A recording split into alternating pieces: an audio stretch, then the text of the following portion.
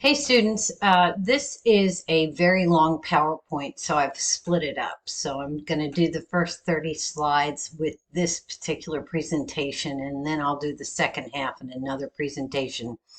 And that's evident and obvious to you from how I've put them into Blackboard in the PowerPoint folder.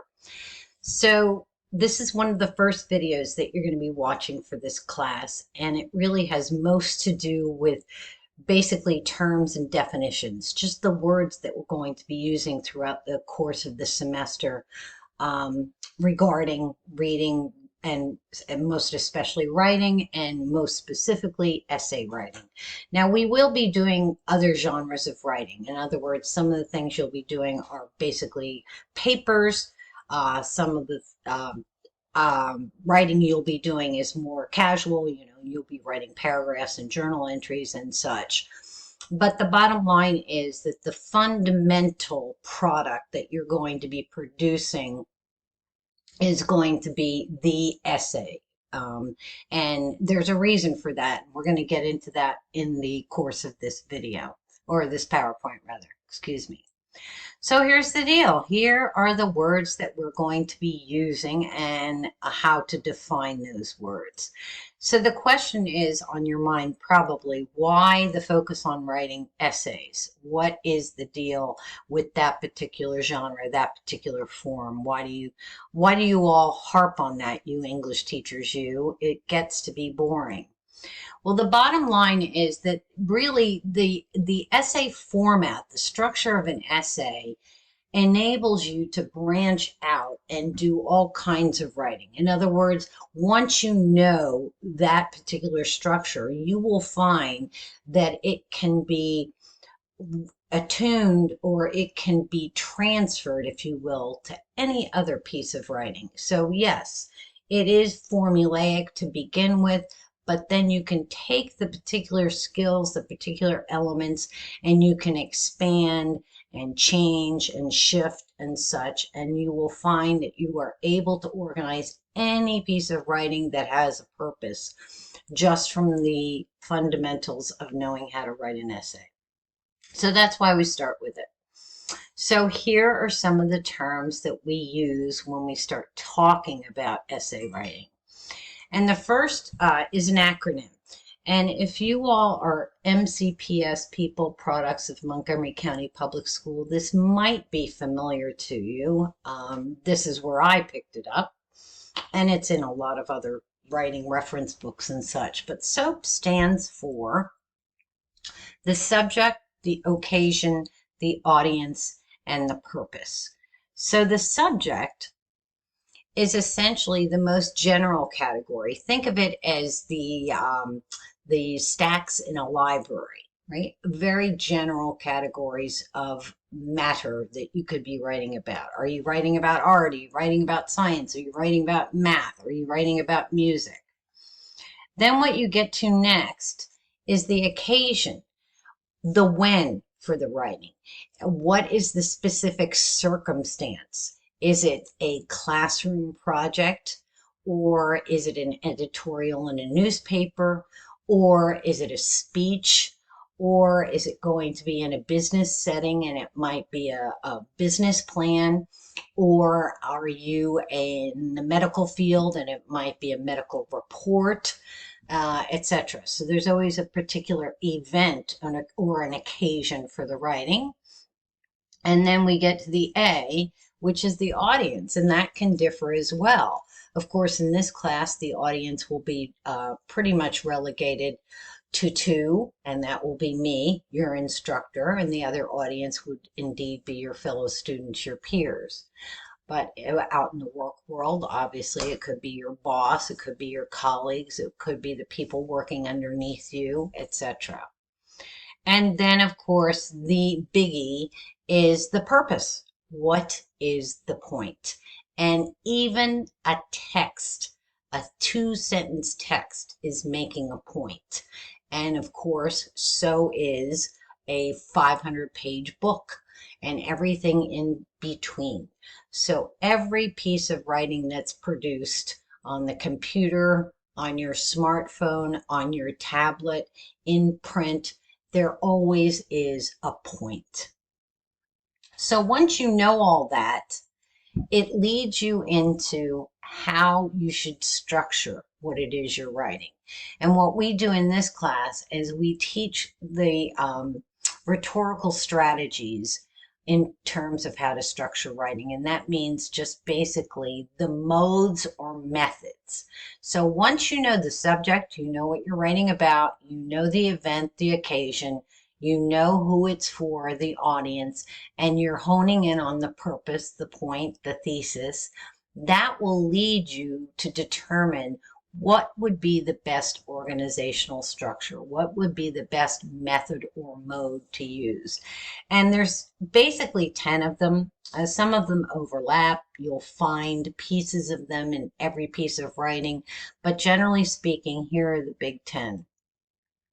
The first one is narrative, which I'm sure you're all very familiar with, and that's quite simply telling a story. The second one is definition, and when we think about definition writing, we're talking about just much more than, what is a table, what is a chair, what is a piano. We're going beyond that, and you're usually writing about abstract terms.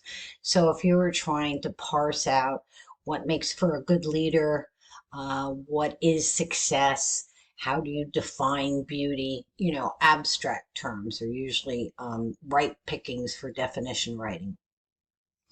The third mode is process, and you can think of that as step-by-step writing when you're explaining to your audience how to do something or how something works. Instructions, recipes, those kinds of things are process writing.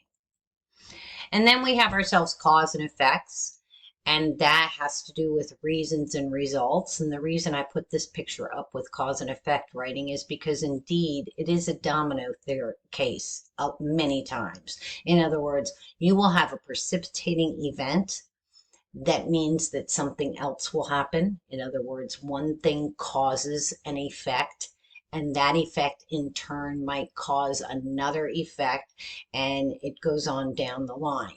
You can also think of this in terms of factors, what leads into an event occurring, and results can also be impacts or consequences. So many different topics and subjects lend themselves to cause and effect organization. The next one is compare and contrast. And of course, you're very familiar with that.